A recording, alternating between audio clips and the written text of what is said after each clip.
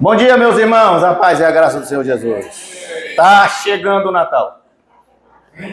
Não tá aí, Mansula? Mansula, de vez em quando eu vou te chamar a tua aí pra tu não dormir, viu? Igual a irmã Vandir ali. Fala, irmão Vandir! 2026 tá indo embora, não tá? 26? É o 25, é 25. Eu tô tão desesperado pensando em acabar. Pensando em acabar. Não, e 26, é por isso que eu tô falando, porque 26 vai ser pior, Israel. Essa mensagem que nós vamos falar hoje sobre a teologia do reino, pense numa mensagem que veio num momento muito propício. Porque, de fato, meus queridos, para gente que é cristão, que tem uma vida alinhada com o princípio e valores do Evangelho de Jesus, cada dia que passa, a única esperança é o reino de Deus, sinceramente. Gente de Deus, eu vou te contar uma coisa, já estou fazendo, já estou quase com a idade da irmã Sula. Eu nunca pensei na minha vida que a gente fosse passar por o que nós estamos passando no Brasil, pelo amor de Deus. E assim, e o pior, que a gente olha para o Senado da frente, a gente tem certeza que vai piorar. Tem certeza, agora é certeza que vai piorar. Desandou, Flávio. Algumas semanas atrás, eu falei aqui sobre uma reflexão sobre o que é o Evangelho. Ó, vocês podem parar aí, viu? Com essa confabulação aí de política.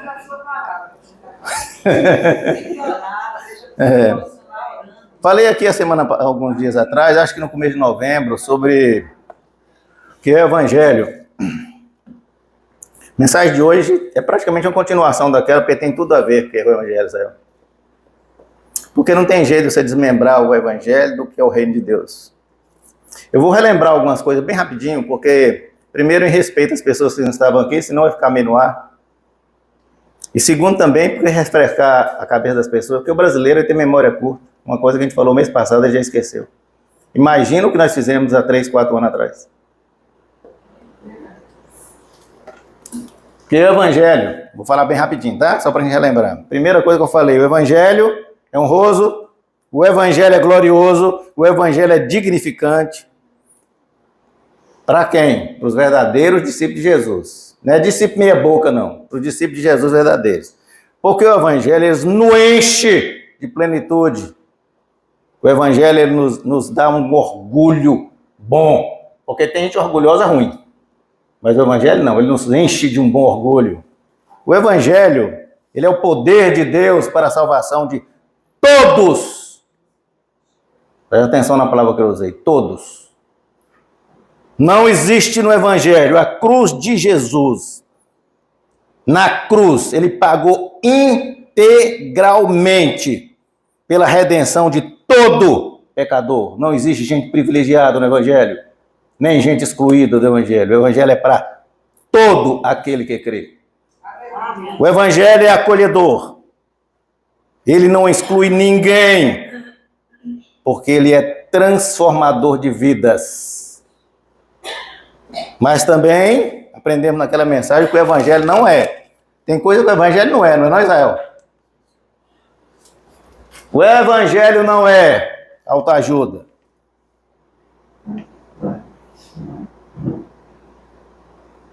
Isso é outra coisa. Isso é livro de gente idiota que fica nessas besteiras e pensa que vai ajudar a vida dele. Porque o Evangelho é ajuda do alto. O Evangelho não é manual de usos e costumes. O Evangelho não tem que falar como é que a pessoa veste ou deixa de vestir. Como é que um pregador tem que vestir terno e gravata para pregar. Não tem nada disso na Bíblia.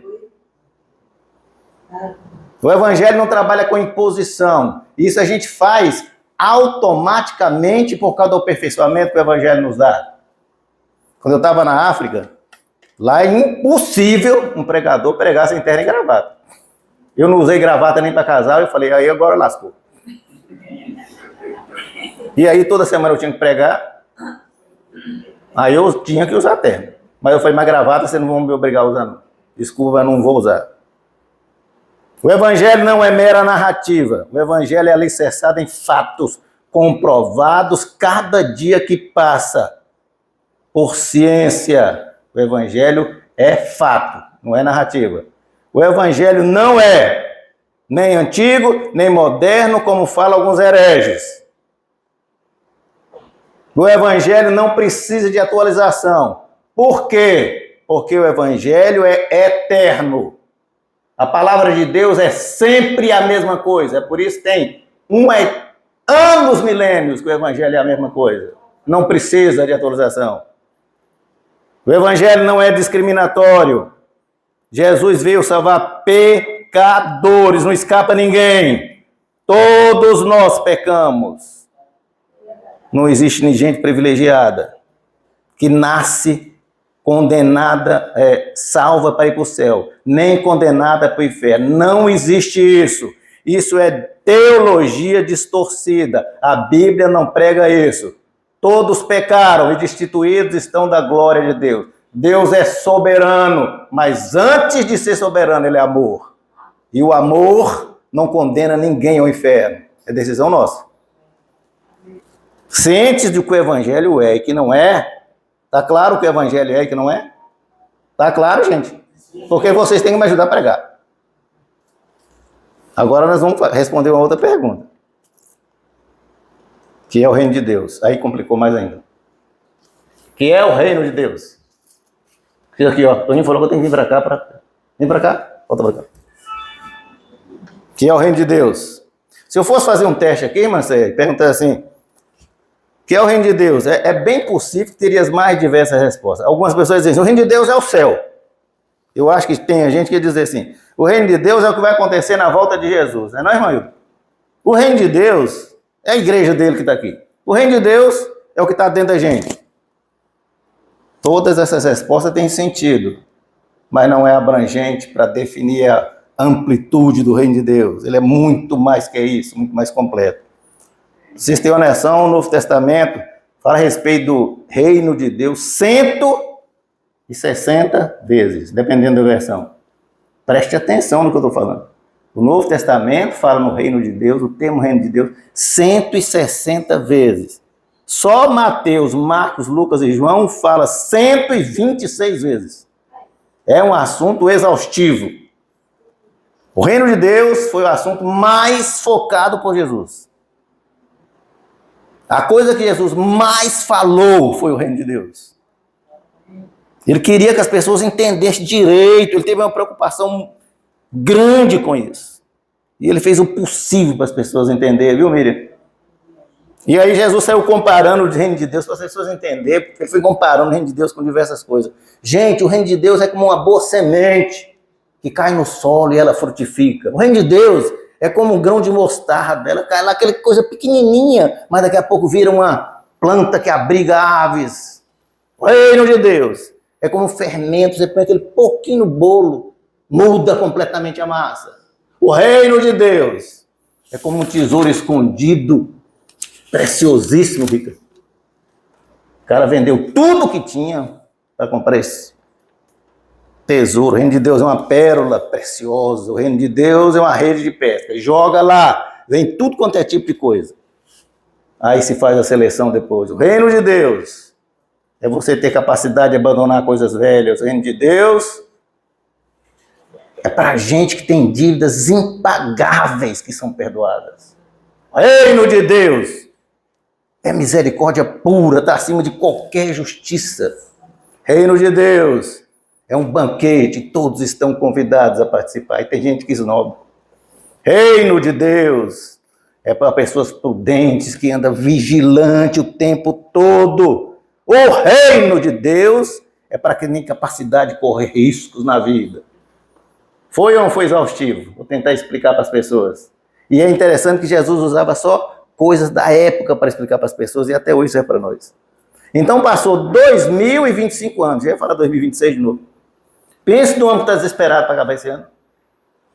Passou 2025 anos e nós vamos hoje de novo refletir e aprender o que é o reino de Deus.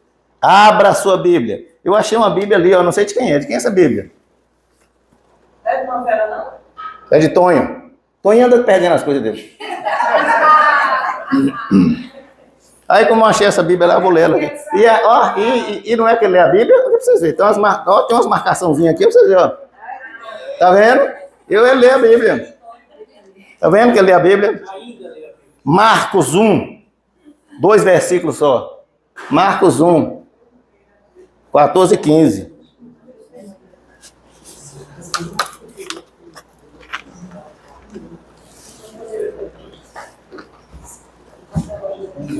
Vou ler. Quem achou, achou. Quem não achou, não achou. Marcos é facinho, gente. Depois de Mateus é Marcos. Isso. Diz assim, Marcos.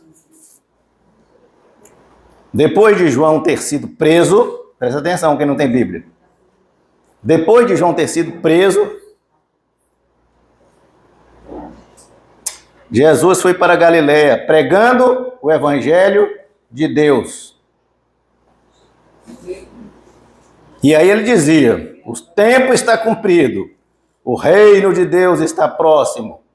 Arrependam-se e creiam no evangelho. Vou tornar a ler, tá?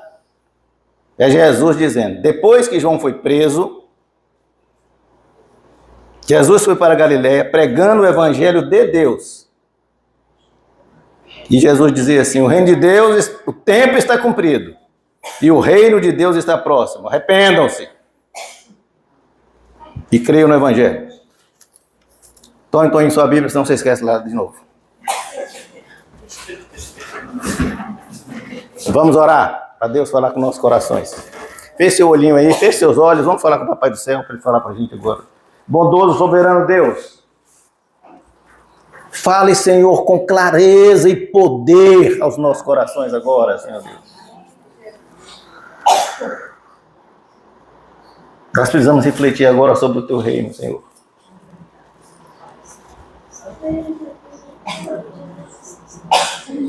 Nós vamos refletir agora sobre a Tua bendita palavra, a Tua inerrante palavra, Senhor.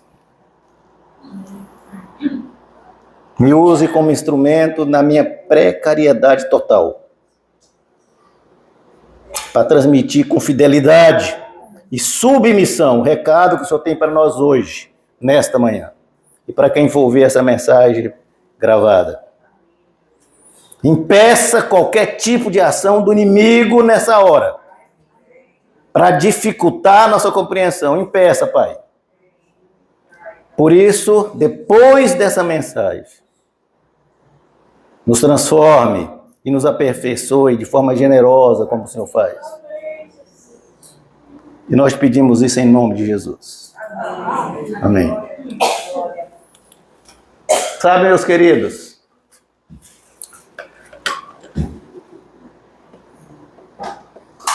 se a gente entender hoje a beleza desse tema, o reino de Deus e a teologia do reino, eu vou garantir para vocês uma coisa com absoluta certeza. Nossas vidas sofrerão um salto de qualidade extraordinário. Viu, irmã Hilda? Viu, Flavinha? Um aperfeiçoamento primoroso. O reino de Deus, ele permeia o assunto, o reino de Deus, permeia a Bíblia de capa a capa, como dizia minha mãe, de Gênesis a Apocalipse. E o termo reino de Deus é encontrado na Bíblia também como reino dos céus. Preste atenção nisso, que isso é importante. Mateus é o principal evangelista que, em vez de usar reino de Deus, ele usa reino dos céus. Mateus faz isso por quê? Porque Mateus escreveu para o judeu. E o judeu, ele tem extrema reverência com o nome de Deus. Ele sequer pronuncia o nome de Deus. Para vocês terem noção do que eu estou dizendo é assim. Os escribas, aquele cara que fazia as cópias dos textos sagrados, irmã Hilda, quando ele se deparava quando ele estava copiando, se deparava com o nome de Deus, que para nós, a gente lê com 4 letras. Y, H, W, H. A gente fala Yahvé. Translitado para Jeová. Ele parava quando ele se deparava com o tetragrama, essas 4 letras, ele parava, olha o que ele fazia. Ele parava, tomava banho, se purificava, trocava a pena da caneta, aquela não servia mais. Só escrevia uma vez o nome de Deus e era descartado. Pense no tamanho do respeito.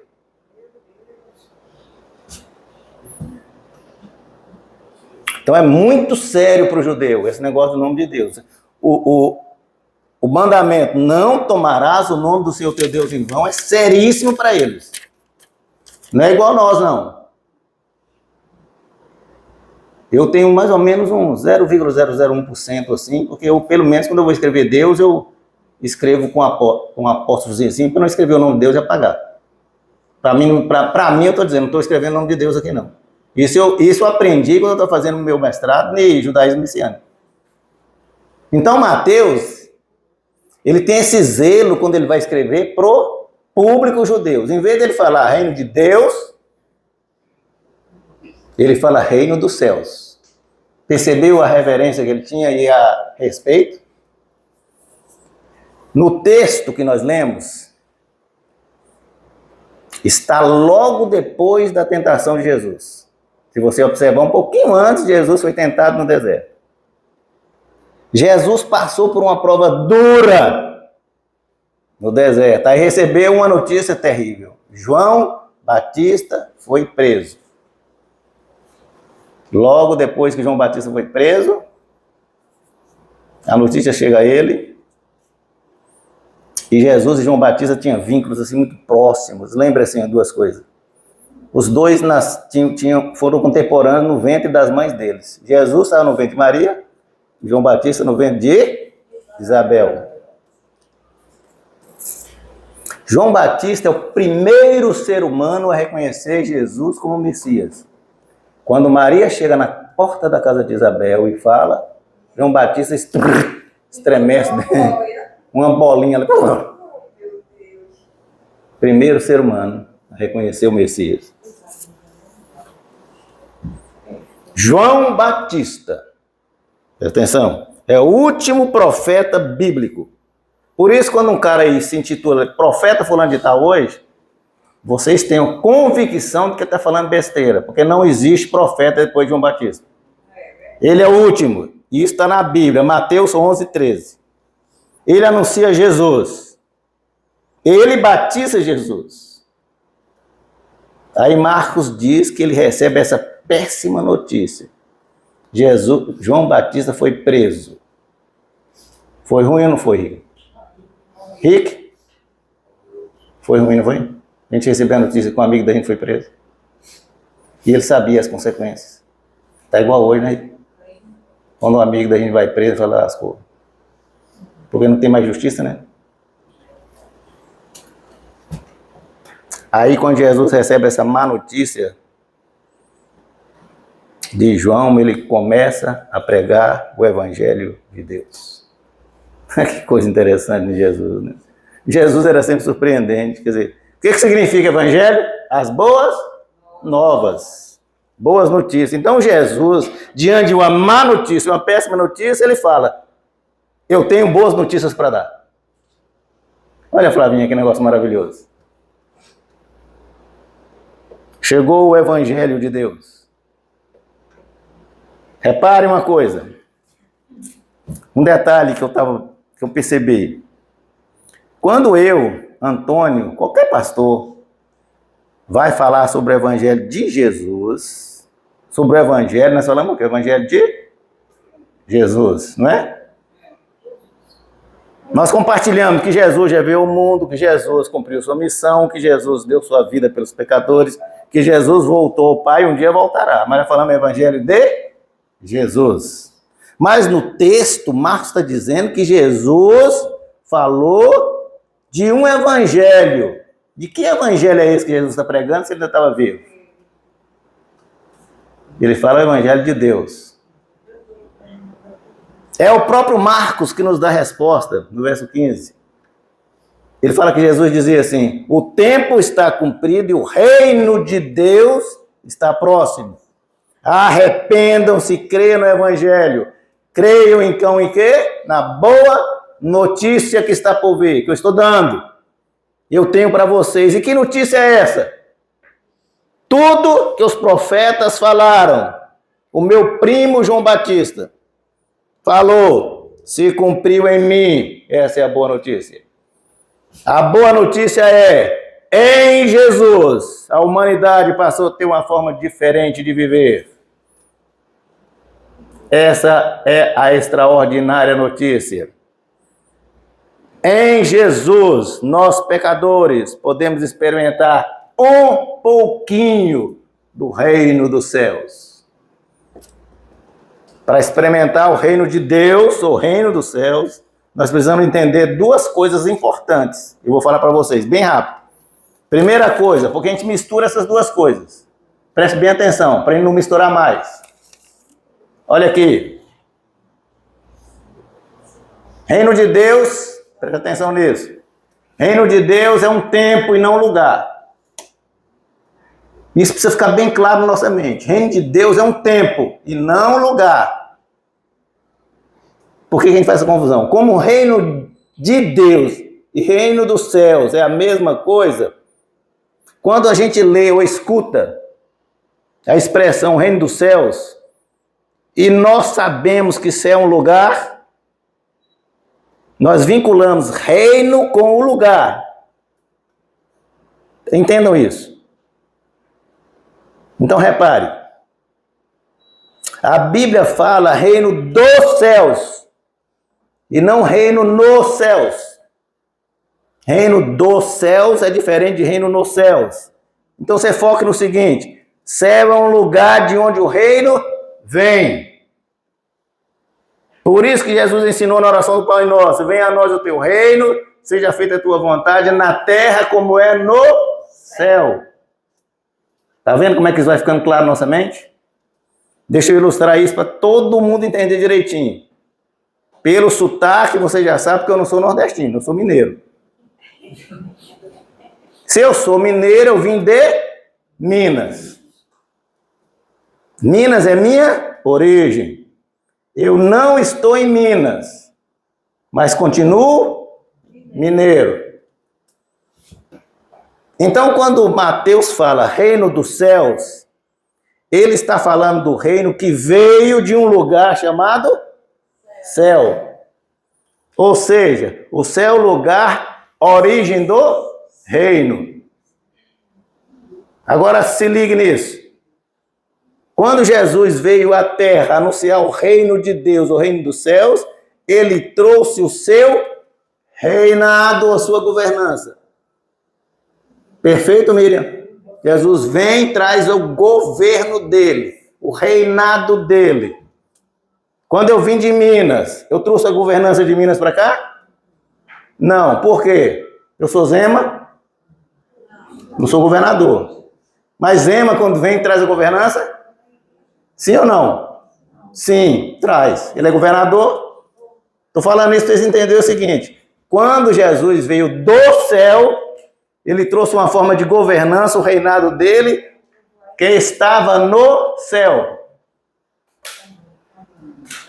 Mas por um tempo que ele andava aqui e esse reino acompanhava ele. Então o reino do céu é tempo e não lugar. Lembre disso, fixe isso assim. Reino de Deus, reino dos céus, é governança, é reinado, que tem a ver com tempo. Isso está claro, gente? Gente, isso precisa ser muito claro para entender o reino.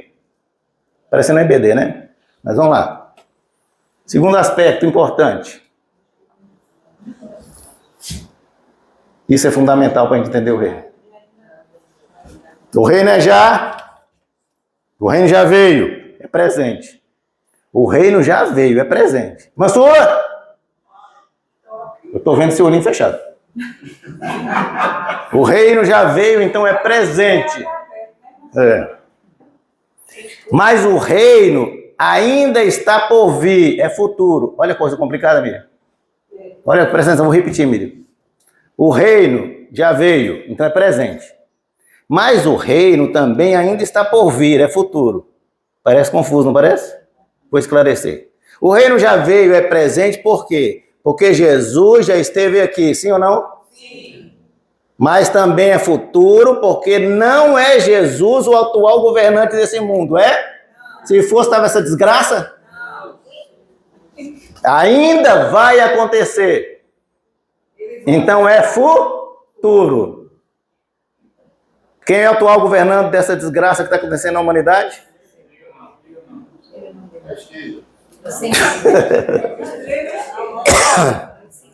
A Bíblia diz, não precisa a gente ficar com receio disso, porque assim, sabemos, olha o que está dizendo, sabemos que somos de Deus, mas o mundo jaz no... João 5,19, é a Bíblia que diz. Por isso que o mundo está desse jeito, e os últimos acontecimentos, meu amigo, preste atenção numa coisa, viu? O reino é já presente, porque Deus invadiu o tempo, resolveu se tornar um de nós, foi gerado no ventre de uma mulher extraordinariamente bendita, Maria, e habitou entre nós. Emanuel, Deus conosco. O reino é ainda não, futuro, por quê? Porque um dia Jesus vai retornar do céu, ele voltará e reinará plenamente na terra, mas nunca nós vamos passar pelo que nós estamos passando. Se a gente estiver aqui, eu acho que eu não vou voltar não. Então atenção, preste atenção nisso, enquanto ele não volta, ele delegou aos seus discípulos a missão de representá-lo. Olha a barra pesando para nós. Com esses dois aspectos que eu falei para vocês agora, o reino é tempo e não lugar, tá claro? O reino é já e ainda não, presente e futuro. Agora nós vamos entender a teologia bíblica, Israel. Começando pela criação, presta atenção nisso. Isso é lindíssimo. Se a gente entender isso agora, isso é muito bonito. Deus não precisava de nada, porque Deus não precisa de nada, Deus é absoluto. Mas ele resolveu, na sua soberania, se relacionar com seres humanos. Aí ele cria o ser humano. Coloca esse ser humano no lugar extraordinariamente belíssimo, sustentável. Especial. Que lugar é esse? Jardim do Éden. Olha que coisa linda mesmo.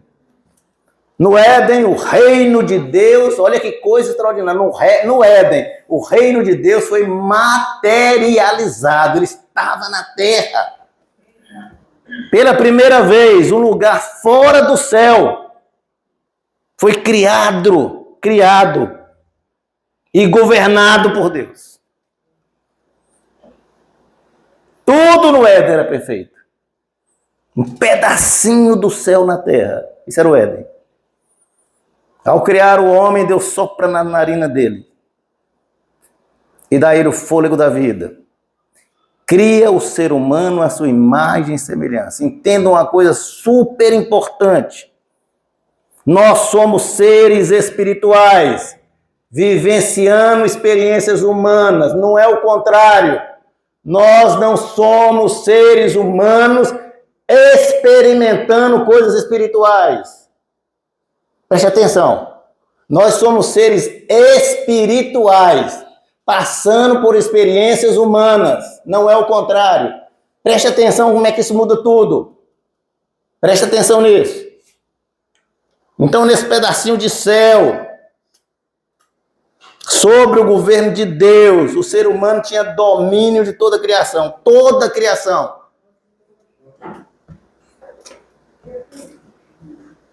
Olha que coisa linda. Deus, ser humano e toda a criação em harmonia. O homem passava a mão na cabecinha do leão. Cordeirinho, todo inocente, chegava perto do leão, ficava chifrinho. E o leão? Todo dia à tarde, olha para mim. Todo dia à tarde, Deus falava com o casal. E passeava com eles no jardim do Éden. Isso está em Gênesis 3:8. Gente, já pensaram que coisa extraordinária? Mas além do domínio, Deus deu para o ser humano liberdade, capacidade de escolha, livre-arbítrio, poder de decisão. E Deus é amor. Toda relação que envolve amor exige liberdade.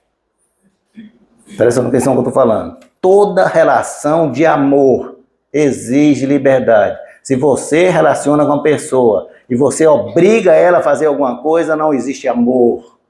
Existe escravidão. Entenda isso. Porque a relação de amor preconiza liberdade. O outro pode fazer o que quiser. Isso é relação de amor. Porque estão juntos por amor. Querem o bem um do outro. Se não for assim, é escravidão. E Deus não queria isso conosco. Ele deu liberdade. E ao dar liberdade, lamentavelmente, o ser humano usa essa liberdade para desobedecer. Nós teólogos chamamos isso de depravação. O homem se depravou com a entrada do pecado no Éden. A terra perde a governança de Deus. O que aconteceu com o casal? Vaze, foram expulsos. Desde então, a terra passou a ser governada por gente o quê? Depravada. Está explicado, Gibson? Não é bom ser governado por gente depravada. Não é bom ser governado por gente depravada. Vocês estão vendo o que está acontecendo no Brasil. Vocês estão vendo o que está acontecendo no Brasil. Corrupção moral, corrupção ética, degeneração, decadência, injustiça, impressionante. Violência. Porque o pecado, ele liquida o reino de Deus no Éden e no mundo, mas daí Deus criou o ser humano para quê? Para se relacionar com ele. E Deus fala, não vou exterminar a raça humana, não vou fazer isso. Aí Deus resolve recomeçar. Manda o dilúvio e recomeça com uma família. Que família era essa? Noé. Presta atenção numa coisa importante. Tudo que estava na arca foi salvo. Tudo que estava fora da arca aconteceu?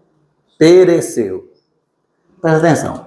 Vou repetir. Tudo que estava na arca foi salvo. Tudo que estava fora da arca pereceu. A arca aponta para quem, Flavinha? Tudo que está em Jesus é o quê? Salvo. Tudo que está fora de Jesus é perdição.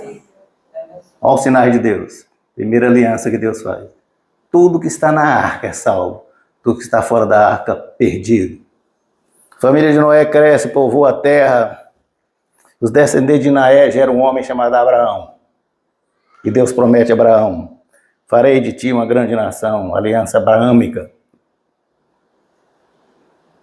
Essa descendência de Abraão cresce e vira um povo especial, o povo hebreu.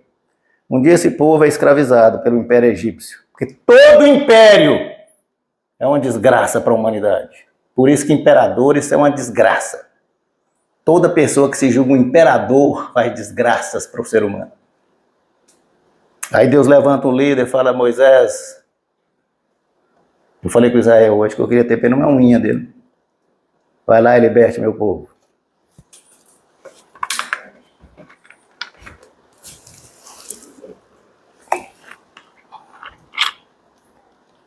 Pai, Moisés é Deus quem diz, meu Israel, ó faraó. Deixa meu povo ir, meu Israel cativo está. Deixa meu povo ir, senão seus filhos matarei. Deixa meu povo ir. Êxodo, começa o Êxodo. Presta atenção que coisa maravilhosa na teologia do reino. Deus fala com Moisés, vai lá, construa um tabernáculo para mim. Irmã Hilda, Deus fala, eu quero habitar no meio do povo. Êxodo 25, 8 e 9. Era no tabernáculo. Deus estava no tabernáculo, na presença. Onde o tabernáculo ia? Deus estava acompanhando o povo no deserto. Então o povo no deserto era governado, liderado, na verdade, não era por Moisés, era por Deus. Por isso que eles passaram 40 anos e sobreviveram. Então o tabernáculo era o Éden ambulante. Perceberam? No tabernáculo o reino volta a se estabelecer na terra novamente. Porque lá tinha um local chamado Santo dos Santos.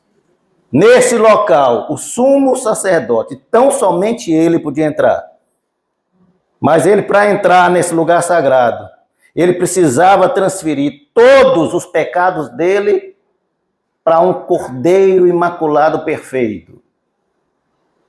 Aí ele, presta atenção, ele era um pecador. Aí ele transferia, através de um sacrifício, um cordeiro inocente, todos os pecados dele. Para quem que esse cordeiro aponta? Para Jesus. Jesus Cristo. Volta a ter um pedacinho do céu na terra. O reino de Deus se materializa de novo na terra. No tabernáculo. O povo chega à terra prometida. É liderado nessa época por os grandes juízes. Gideão, que irmã Ivandi gosta muito. Débora, Jefté, Sansão. Aí eles falam, nós queremos reis. Aí vem Davi, primeiro Saul, depois Davi, depois Salomão. Aí nós chegamos na época dos reis e profetas. Davi olha para aquela situação, fala, como é que eu moro num palácio suntuoso desse jeito e Deus mora numa tenda? Davi tinha razão? Aí Deus fala com ele assim, você não sabe de nada, inocente. Vai lá, Natan, fala com ele, que ele fica preocupado comigo, não. Porque quem vai fazer o templo não é ele, é o filho dele, Salomão. Salomão constrói o primeiro templo no ano 966. No templo, também tinha o Santo dos Santos, onde a presença de Deus estava instalada. A lógica era a mesma. Para entrar no Santo dos Santos, só um sumo sacerdote purificado pelo mesmo ritual. Nesse pedacinho do céu, o reino de Deus estava materializado novamente. Estão compreendendo? Passa o Éden, passa os tabernáculos, passa os templos. Aí Deus resolve dar à humanidade o maior de todos os presentes que nós ganhamos. A maior de todas as oportunidades que o ser humano já teve de relacionar com Deus. Deus cria uma nova aliança. Manda ao mundo o seu próprio filho.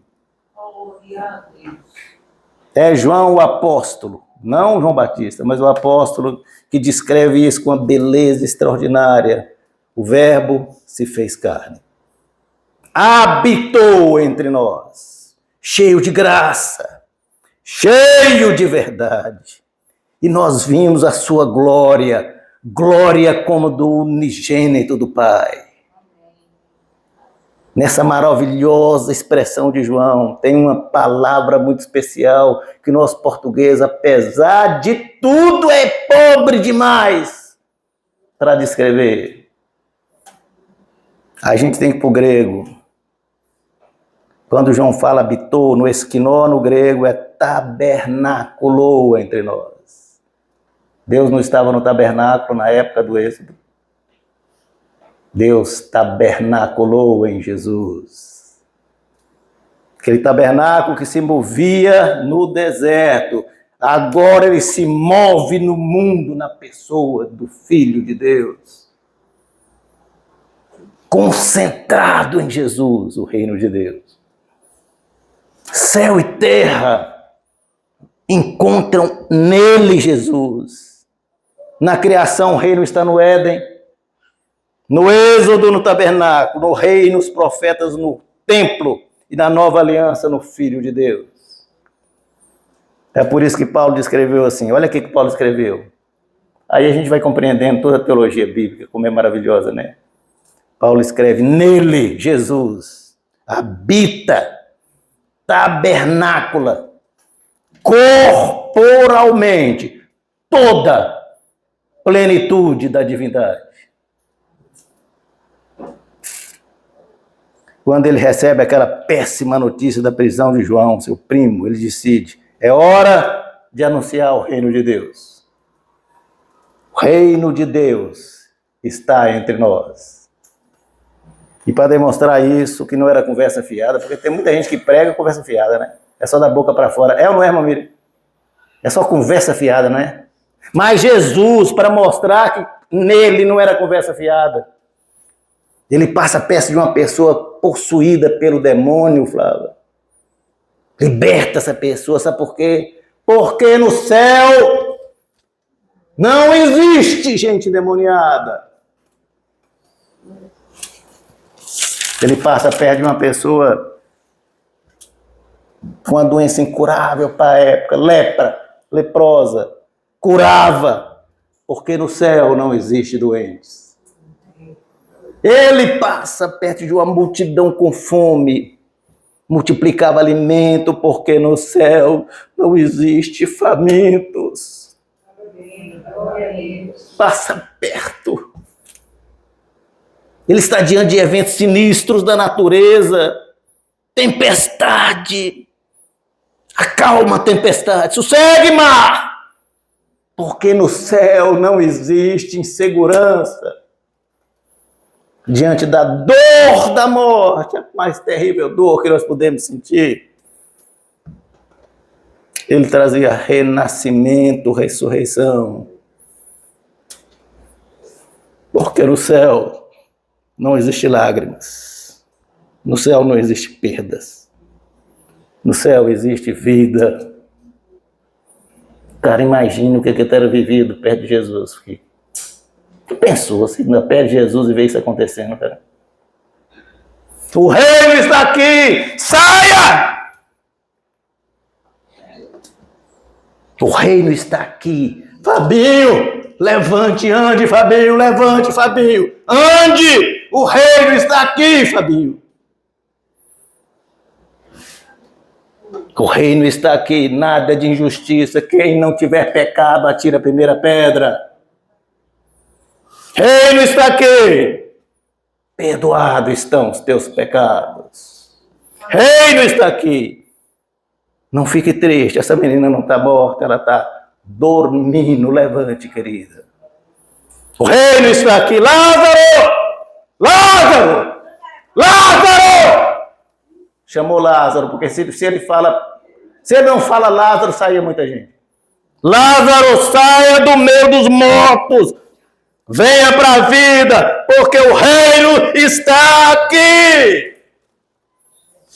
Oh, que coisa maravilhosa. Sabe por que ele fazia isso, Rick? Porque ele era 100% Deus, vivenciando nossas experiências humanas. Vixe, eu preciso concluir. Vou concluir.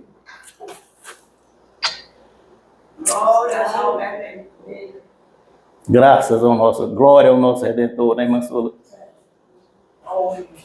No Éden o reino estava pleno, no Éden, até a queda. Nos tabernáculos, nos templos, no lugar sagrado, santo, purificado, sem pecado. Na nova aliança o reino estava no Filho, nunca pecou. E agora? E nós? São 11h40. E eu, hoje, nem almocei ainda, já pequei umas 300 vezes. Todos nós que estamos aqui, não deu nem medir ainda, já pecamos mais do que tudo. Como é que faz para o reino estar em nós? É João o Batista que nos dá uma notícia maravilhosa.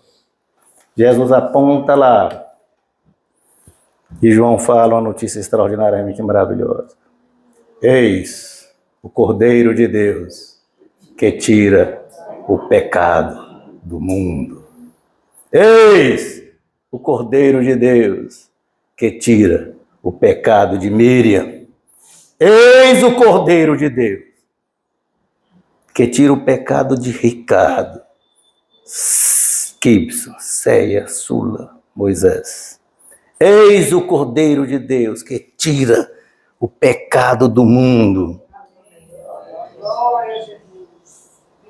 Aquele cordeiro que era sacrificado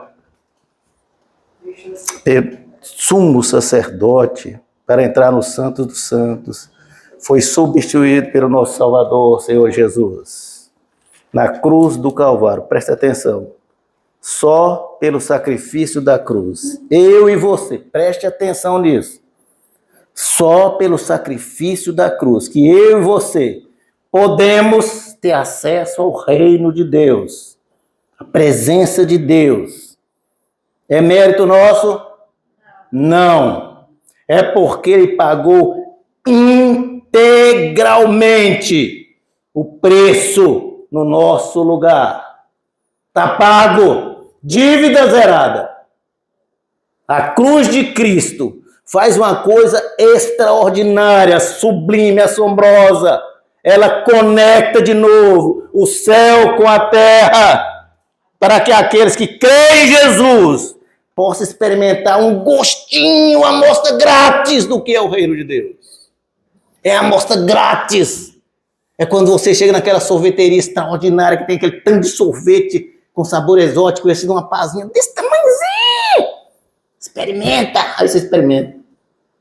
Mas o potão desse tamanho está lá. Mas você pode experimentar uma coisinha. Experimentar. É o que nós podemos fazer hoje, Flávio. Deixa eu falar para vocês uma coisa. Se o reino não estiver em você, preste atenção nisso. Sua vida torna uma bagunça. Se o reino não estiver em você, sua vida é uma desordem, uma confusão. Se o reino não estiver em você, nada dá certo na sua vida. A pergunta que você fica fazendo: por que está acontecendo comigo? Por que isso comigo? É a falta do reino para trazer ordem, para trazer harmonia, para trazer paz, para trazer sossego. É falta do reino em você. Se o reino não está na família, é conflito, é briga, desentendimento, é inimizade, é falta do reino para trazer equilíbrio, para trazer união, para trazer respeito. Se o reino não está na igreja, preste atenção, Aula Sul. Se o reino não está na igreja, ela vira clube, ela vira local de encontro, ela vira entretenimento, ela vira palco, onde as pessoas vêm aqui se amostrar. Ir em qualquer igreja. Se o reino não estiver aqui, a igreja não faz diferença. Não impacta, não transforma cenários. Não é a agência do reino, é a falta do reino. Se o reino não está no mundo, o caos se instala no mundo. Guerras, conflitos, injustiça, corrupção, desigualdade, fome, miséria, mortes é a falta do reino de Deus. Imperadores imparáveis aparecem do nada. Falta do reino. Preste atenção, o reino precisa estar na minha e na sua vida.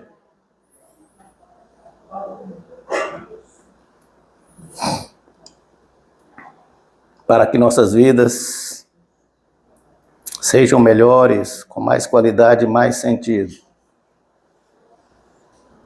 Meus queridos, entendam uma coisa: sem a presença do reino em sua vida, a coisa complica.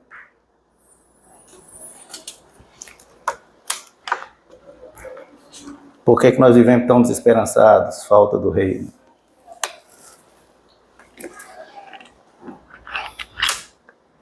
Eu vou fazer uma pergunta agora muito simples. Eu quero o reino em minha vida. Você quer, Marcelo? Quem quer o reino na vida? Levanta a mão. Presta atenção.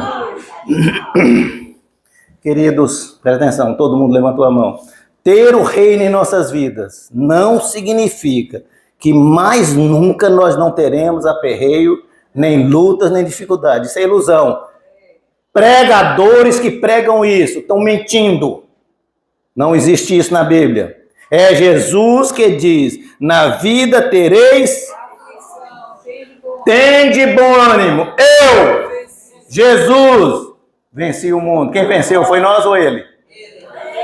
É por isso que ele venceu, não foi nós. É por isso que ele precisa reinar, governar nossas vidas. É por isso que ele precisa estar em mim, em você, em nós. Paulo, apóstolo da graça, o maior apóstolo de Cristo, quando ele compreendeu isso, ele escreveu uma coisa extraordinária. Não sou eu que vivo, é Cristo que vive em mim. Viu, irmã Sula, que coisa maravilhosa, irmã Sula. Não sou eu que vivo, mas Cristo vive em mim. Queridos, nós só teremos uma vida abundante se Cristo estiver em nós. Não saia daqui sem entender isso. Não saia daqui sem entender isso. O reino precisa estar em nós. E só estará se Jesus tiver plena governança de nossas vidas. Entenda isso. No Éden, ele estava presente no jardim. No Êxodo, nos tabernáculos. No templo, na época dos profetas no templo. Na nova aliança, nos evangelhos, na própria pessoa do Filho de Deus. E hoje, o reino está em nós, verdadeiros discípulos de Jesus. Que apesar de pecadores, olha que coisa linda que Jesus fez. Nós somos redimidos, perdoados, limpos, lavados pelo precioso, poderoso, libertador sangue de Jesus. O reino está em nós. Olha que coisa linda, gente. É um processo contínuo. A gente cai todo dia. Toda hora a gente cai. Peca, erra. Ele em nós atua restaurando toda hora, irmã Célia. Bondosamente, misericordiosamente, isso, amorosamente, dia a dia. Todo mundo levantou a mão que quer ter o reino em sua vida. Mas preste atenção. Para isso, é preciso colocar Jesus no trono. Ele precisa reinar em sua vida. E só faz isso se a gente permitir. Só faz isso se a gente entregar a vida a Ele. Só faz isso se o comando estiver com Ele. Só faz isso se a gente autorizar, Ele não arromba. Entenda uma coisa.